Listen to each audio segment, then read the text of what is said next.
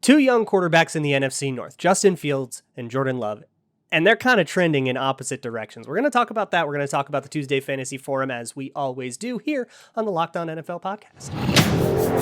You are Locked On NFL, your daily NFL podcast.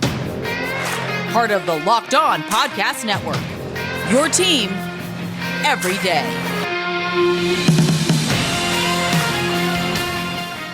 What's going on, football fans? It is Locked On NFL. Thank you so much for being here with us again, part of the Locked On Podcast Network, your team every day. Thanks so much for making us your first listen of the day every day. Don't forget, we're free and available on all platforms as well as on YouTube. It's Tuesday here on Locked On NFL. So you've got myself, Ross Jackson, at Ross Jackson Nola, host of Locked On Saints, Luke Braun, at Luke Braun NFL, host of Locked On Vikings. Luke, glad to be back here with you. And as you mentioned, we have two quarterbacks in a division that you're very familiar with in the NFC North.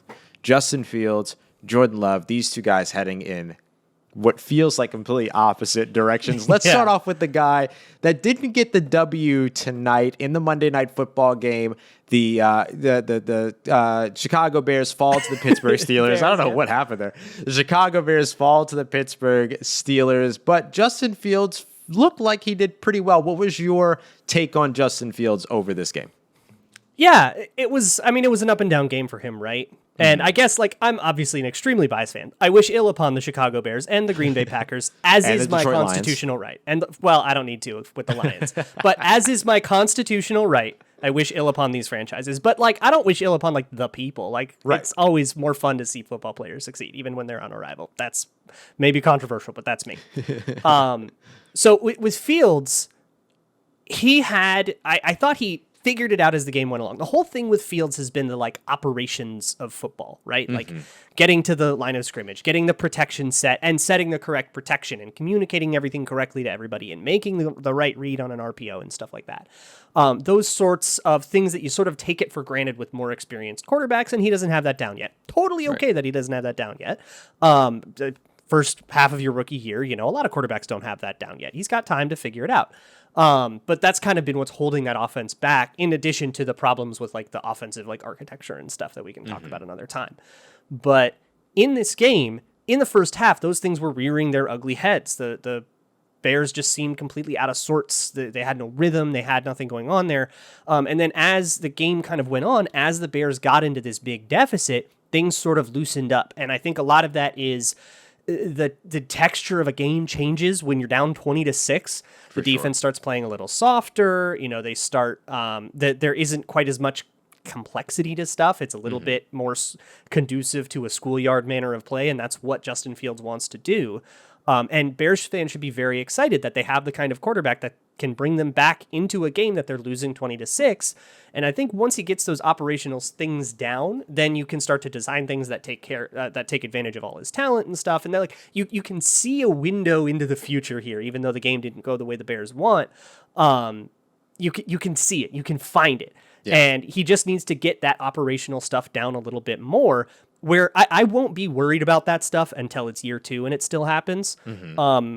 But I know I'm more patient probably than most football fans about that kind of thing. I'm okay with a down year as a rookie year, But once that stuff stops happening, then I think the Bears might have something here. And I think they need to make some changes, huge changes on their offense, schematically, but again, different conversation. Yeah, absolutely. But I think the focus being on Justin Fields here, who completed 17 of 29 in this game, 291 yards. He had a touchdown and an interception. And of course, the Bears fall in this game 27-29, though they came back and did retake or take a lead late in the game, 27-26. I think you saw a lot of positive things from Justin Fields that make you feel like his sort of ceiling is so much higher, or is as high as was anticipated coming into his NFL career, right? Because he's exactly. To use a Bears meme, he's exactly who we thought he was. He's exactly who we thought he was. It's great because you see him as somebody that operates very well out of structure. He's very comfortable in that. He does that schoolyard play, as you mentioned. But I think he does a lot of things in structure well also. I mean, you look at the big play, the big pass that he got down the sideline to Allen Robinson. First of all, how exciting is it to see Allen Robinson with a quarterback that can actually throw the ball to him? Pretty great. Beautiful slot fade. Yeah, lovely. Everything about that, the execution, the throw. And that was in a pocket that was protected for him. It was a timing route. He was able to step into that throw. He was able to get it where it needed to be, put the ball in a place where his playmaker could go out there and make it. You love to see that. And that is an example of him doing that within structure. The touchdown pass to Darnell Mooney, great ball placement on the outside, working him toward the sideline. We saw him come up short on a very similar play later on or earlier on in the game on one of those out routes. And so I think when you see all of those pieces, you can see that Justin Fields is in a good place and his trajectory is moving forward, which is exactly what the Chicago Bears need. I agree. There are things offensively around Justin Fields that need to change to continue to support what it is that he brings and how he impacts and changes your franchise. Lauren Cox, Locked on Bears, laid it all out once the Bears drafted Justin Fields, that Justin Fields is going to be somebody that if he became who they thought he was going to become, that he would change the complexion of the Chicago Bears offense as a whole. That process is still yet to happen, but they have what they need in order for that process to get started, which is the young quarterback that has a ton of potential ahead of him in Justin Fields. Yeah, I just want to see it more consistently. I think he's trending up, right? Yeah. But I want to see it more. That slot fade was beautiful. There were a lot of other deep passes that he missed. For sure. And I think what we saw in this game, the reason the Bears lost this game, and you can complain all you want about the refs, Bears fans. Please do. That was horrible. Let it all out. Yeah, we understand. For sure. But to me, the reason the Bears lost this game is because we found out that while the one drive at the end was exciting, it doesn't do enough to overcome the 4 drives at the beginning. Yeah. And that is where the Bears kind of lost this game in the first half. And yeah, they almost overcame it. And if it weren't for bad officiating, maybe they would have. But they were in that situation to begin with of kind of their own doing. Yeah. So there's a lot to talk about with Justin Fields. We could talk about the Steelers too. I know we kind of focused more on the Bears in this. Steelers fans can probably be happy that A, they won the game, and B, you had the Pat Freiermuth breakout game, a couple of touchdowns for him. Beautiful, beautiful stuff. Man, and of course, lots of great stuff from that Steelers defense as well. TJ Watt continues to look incredible. I mean, dominating that O-line all day, like they should, like you expect them to, right? Speaking of the big boys, it's eating season. It's November. Yeah. That's Thanksgiving season, and it's time to take in a gajillion calories. But look, that feels kind of bad. If you're trying to lose or maintain weight, you don't want to fall off the wagon. This is the most dangerous minefield time of year, and that makes it the perfect time for Built Bars. You're craving something late? Have a Built Bar. One slice of pie has 300 calories in it, and that's low end. Most Built Bars are only 130 calories and only 4 grams of sugar with plenty of protein. Low calorie, low carb, low fat, high protein, covered in 100% chocolate, delicious, all sorts of awesome flavors like coconut cream pie or raspberry that can replace some of those traditional Thanksgiving-y cravings that you might get. Satisfy the craving, but don't feel like crap about it. That is what Built Bar can get to you. And they have new surprises coming all month, 3 or 4 days at a time, a new limited time offer. So check Built.com often because those limited time flavors are absolutely the best ones. You're definitely not going to want to miss out on that. Coconut brownie chunk season. Absolutely. It's happening. There is nothing. I'm not even a coconut guy, and that is delicious. There's nothing like a Built Bar Black Friday either. Mark your calendar. Black Friday will be a huge event with all sorts of surprises. Go to Built.com, use promo code LOCKED15. You get 15% off of your order. That's promo code LOCKED15 for 15% off at Built.com.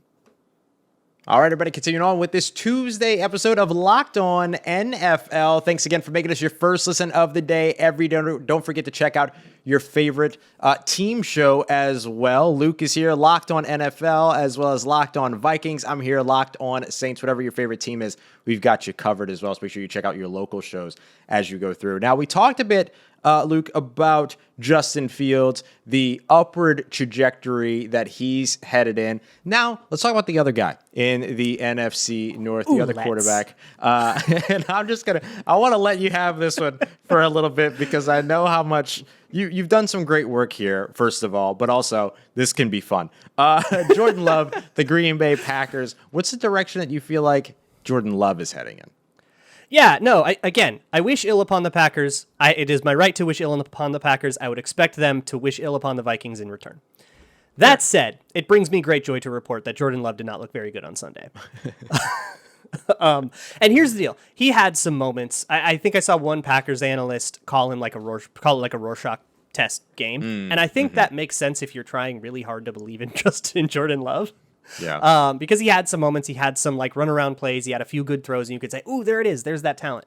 But here's what I saw from trying to be as like neutral as possible about it, and then being really happy with the answer I got. But trying to be as neutral as possible, I saw a team that did not believe in the person under center. They operated a lot of really, really simple concepts. A lot of like quick kind of one-man reads, one player in conflict kind of stuff. They had a lot of shorter passes and a ton of run game, right? They were protecting that quarterback. And kind of like Justin Fields, Jordan Love really struggled with that operational stuff. I actually think those two quarterbacks are struggling with a lot of the same things, getting the protection set, getting to the line of scrimmage, communicating everything to everybody, having miscommunications and stuff. And I think most concerningly, Jordan Love had accuracy issues. Big so time. That was a thing for him coming out of college. That was a thing that like you have to fix. Yeah. Now with Justin Fields, I kind of go, hey, look, it's like game 8, or it's game 5 for him or whatever. I'm okay with that. And this was Jordan Love's first start, but it's year 2 for him. You kind of hoped that he would be a little bit more comfortable with an offense that he's been in for a year. Again, first time ever actually going out and operating it, but just the way the Packers have approached this whole thing when Aaron Rodgers is holding out in the offseason and stuff is so starkly different from the way they approached the transition between Brett Favre and Aaron Rodgers. When Brett Favre was acting up in 2008, summer of 2008, the Packers basically said, okay, bye, we have Aaron Rodgers, we're happy with him.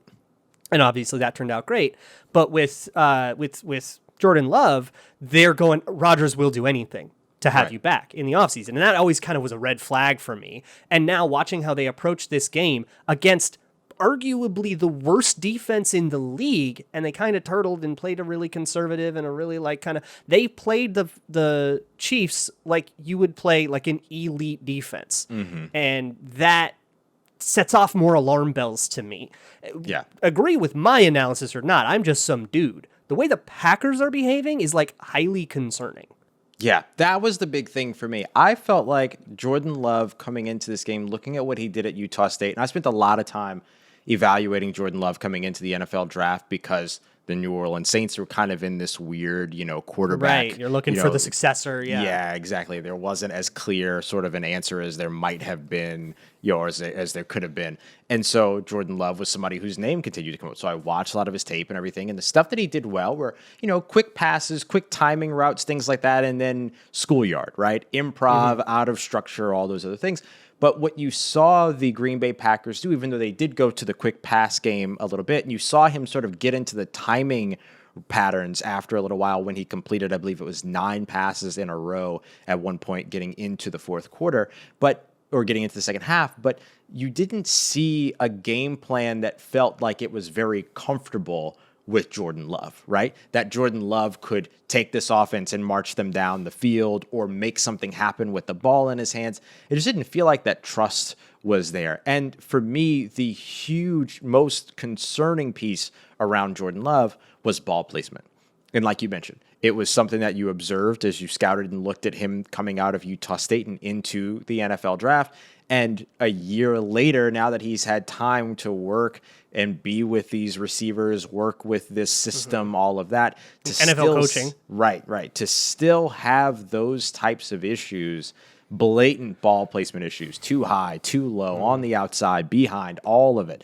Turnover-worthy plays out the wazoo, like all of it there.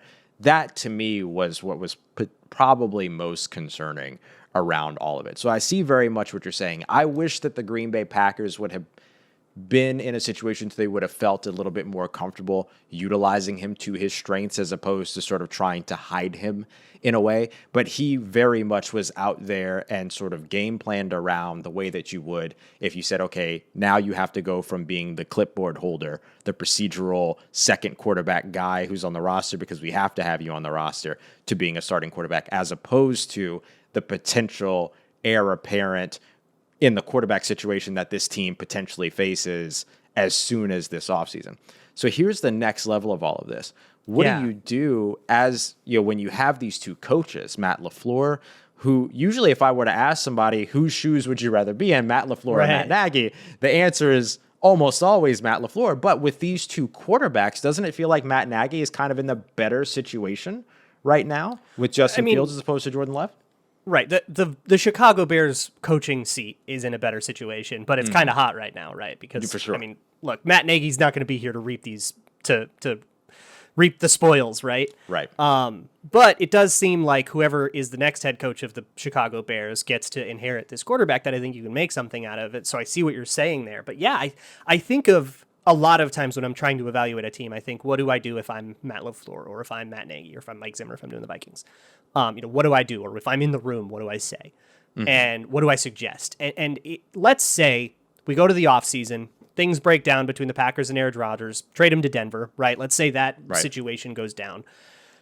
And if you are Gutekunst, if you are Matt LaFleur, are you just rolling into 2022 with Jordan Love? Right. I don't think you can. You're probably drafting a quarterback. Yeah, or you have to get Teddy back in that trade, right? Get Teddy Bridgewater back in that trade and have some kind of competition or something. Like, it feels like you are not just rolling confidently in with this next guy. And I think that might be the most damning way to put it because the Packers, you might say, well, it was just one game, man. But the Packers have to make this decision off of one game. If Aaron Rodgers decides he's leaving in this offseason, they don't get any more information. Chance? Unless Rodgers gets hurt or something, he's playing out the year. You don't get any more Jordan Love sample than this. So you have to go off of this information and whatever we saw in practice, which obviously didn't inspire the Packers very much. Very much at all. It kind of feels like the Packers are in the quarterback market after Rodgers leaves. Yeah, I mean, it's hard to say that they wouldn't be based upon what we have seen so far. Look, this is incredibly intriguing. This is going to be very intriguing getting into the offseason as well, depending upon what happens on Aaron Rodgers. I have one more question for you. You mentioned that sometimes you put yourself in Mike Zimmer's shoes. Are we going to see Mike Zimmer as the Raiders coach next season? Is that what we're expecting here? Yeah, okay, great. Just want to make sure. Okay, yeah. He's in a really, really hot seat. For people who don't follow the Vikings, he's like, his job is like doomed unless they make the playoffs. But 8-year coach, pretty well respected around the league. Could totally see him getting a second shot, Andy Reid style. Good thing. The NFC in its entirety had a complete meltdown in Week 9. That helps. So getting to the playoffs, maybe not that big a chore any longer in the NFC. That helps. You know what else is a chore? Getting gas. Oh, hate it. Getting gas is annoying and the prices are going up and all that stuff. But what if I told you could save a little bit of money with a free app called Get Upside on Google Play or the App Store, right? You download the app.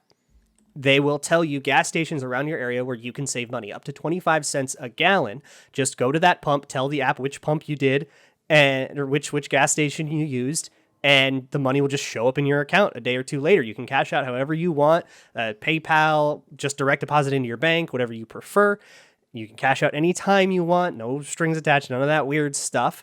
And if you enter promo code TOUCHDOWN when you sign up, that's up to 50 cents per gallon. That's twice as much. 50 cents off a gallon. $4 a gallon becomes $3.50. That feels so much better. Oh, yeah. So get to the Get Upside app on the Google Play Store or the App Store. Enter promo code TOUCHDOWN for up to 50 cents a gallon.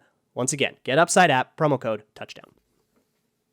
All right, everybody, continuing on with today's episode of Locked On NFL. It is Tuesday, so it is time to dive into our Tuesday Fantasy Forum here on Locked On NFL. So joining Luke Braun and I is our good friend Marcus Mosher at Marcus_Mosher on Twitter. Of course, over at Locked On Cowboys, also Locked On Dynasty Football. Marcus, lots of running back news all around the NFL. I have a vested interest in one in particular, though, that I want to ask you about. I happen to be a very pleased James Conner fantasy owner. What can you tell us about James Conner and where he's trending right now?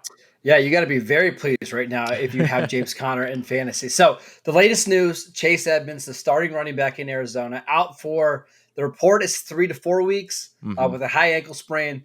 You guys both know high ankle sprains linger, especially for running backs. I'm projecting this to be a 5 to 6 week injury. So that basically means James Conner is the running back going forward for the Cardinals. And he's really like a low-end RB1. He's leading the NFL in touchdowns. We saw him get 25 touches against the 49ers. Full steam ahead for James Conner. I gotta love it. Hey, I want to say just real quick too, high ankle sprains, they tend to go from 3 to 4 weeks, but I'll tell you, I am presently experiencing a high ankle sprain that has gone into an entire season. So you just never know with these things. Yeah, I feel like Yeah. And I feel like they can not only keep you out, but if you do come in, you're on a pitch count. And then that 100%. means that James Conner is on the other is still reaping whatever So you don't have from that pitch count. we should talk about this really quickly because a lot of trade deadlines are coming up in your fantasy league. So is this a good time to buy James Conner? I know you're buying high after all the touchdowns. My answer would be, yeah. I don't see any reason why the production won't continue. We've seen him be an RB1 before, right? When he was with the Pittsburgh Steelers. He's on an offense that is going to have 1 million goal line touches. If you need a running back because maybe you lost Derrick Henry or you drafted Saquon Barkley earlier in your drafts, I think James Conner is a great guy to go out and try to get now before he even gets more work in Arizona. Yeah, that makes sense. I want to know about a hashtag old friend of both mine and Ross's. That's right. So we talked a little bit last week about Adrian Peterson. Comes in, scores a touchdown. With him and Jeremy McNichols, what do we make of this new Titans backfield now that we've seen it for a week without Derrick Henry? Yeah, I don't love it. So this is a game that Peterson should have played really well, right? That's a positive game script for Tennessee. They were basically leading the entire time, and it was 10 carries for 21 yards. Not really used as a receiver. Now, he did get you a touchdown, so he might vulture more, right? I think so, but man, if he's just not giving you anything as a receiver and he's only averaging 2 or 3 yards per carry, I just don't think we're going to be all that interested here. So if you have a chance to flip him now to somebody who's a little bit more optimistic about him long-term, I would do that. Is there concern that this Vikings fans in here? Is there concern at all that as a running, someone looking for a running back, that the Tennessee Titans are going to shift from a run focus to a passing focus, knowing that they have guys like A.J. Brown and Julio Jones at their disposal? Yeah, I mean, I think rational coaching would make that seem very likely, right? Like, why stick with the running game when you don't have Derrick Henry to hand the ball off to? I think the Titans are going to become more pass happy. I do think they were going to want to stay balanced, but they just don't have the dudes to do it right now. I'm not a believer that Adrian Peterson is suddenly going to find the fountain of youth there in Tennessee, so I think this is a good time to kind of sell high if you picked him up off your waivers last week. Absolutely. Are there Yeah, go ahead. We're going to ask the same question. Yeah. Speaking of waivers, who else we got? If we're dealing with injuries, if we need guys, bye weeks still going strong. Yeah, let's stay on running backs because I think there's somebody out there that's very intriguing, and that's Benjamin for the Cardinals. Now, we just talked about James Conner being an RB1 and how you want to go out and trade for him. We were already seeing this year that that backfield can support multiple running backs. Benjamin is a really interesting guy who had a monster touchdown run this year. He can be, used out of the backfield. And I don't think it's going to cost a lot to go get him. So somebody who's going to play some snaps over the next 2 months. And we know that James Conner isn't the most durable running back ever. I think Benjamin is a pretty good speculative pickup this week. Are there any players that you're looking at with trade deadlines on the way that maybe had really exciting first halves of the season, but might not be able to uphold their production? So maybe trying to sell them and move on from them could be a good idea here as you get into the second half of the season? Yeah, that's a good one. I think DeAndre Swift is the name for me because I just don't know how much longer the Lions are going to be able to give him, 8 to 9 receptions every single game. I think that Detroit situation is going to continue to get worse and worse as we get closer to December and the final few weeks of the season's playoff games for us. I think they're going to start shutting these guys down to preserve that number 1 pick. I think DeAndre Swift is somebody I would be a little bit leery of right now before the trade deadline. Ooh, Detroit Lions, hashtag tanking all the way. I love it. Yeah, got my Lions dig out of the way for me. So there we go. This is like the NFC North trifecta, right? We talked about the Vikings already. We talked about an old friend, Adrian Peterson. Right. We just need to get a shot off at the Packers, right? Jordan Love's not it. Do you pick up Jordan Love? No. Are we doing this in Dynasty right now? No, absolutely. Well, this is a good thing. Go check out the Locked On Dynasty Football Podcast. We talked about this on Monday. There it is. A lot of people were trading a first-round pick for Jordan Love just like 3 days ago. And now that we actually got to see him play in a game, his value has absolutely tanked. So, no. Jordan Love is somebody you do not want to be buying right now. Yikes. Wow. Gotta love that. Can't wait to check in with Peter Bukowski over Locked On Packers about that one. Yes. He's fine. Don't worry about Peter, that. I didn't do it. Not this time. Marcus, thank you so much for hanging out, man, and giving us some waiver advice. Of course, anytime. Tomorrow on the show, James Rapine and Tony Wiggins, they're going to take care of you, talk about power rankings like they always do on Wednesdays on the Locked On NFL podcast. And thank you so much for making the Locked On NFL podcast your first listen of the day. For your second listen, check out the Peacock and Williamson podcast, where they will also probably talk about the Monday Night Football game. They might talk about that weird taunting penalty or whatever they want over there. They're doing a great job covering everything from the national angle. A daily podcast just like this one. So head on over, check that out. We'll see you all tomorrow here on the Locked On NFL podcast, part of the Locked On Podcast Network, your team every day.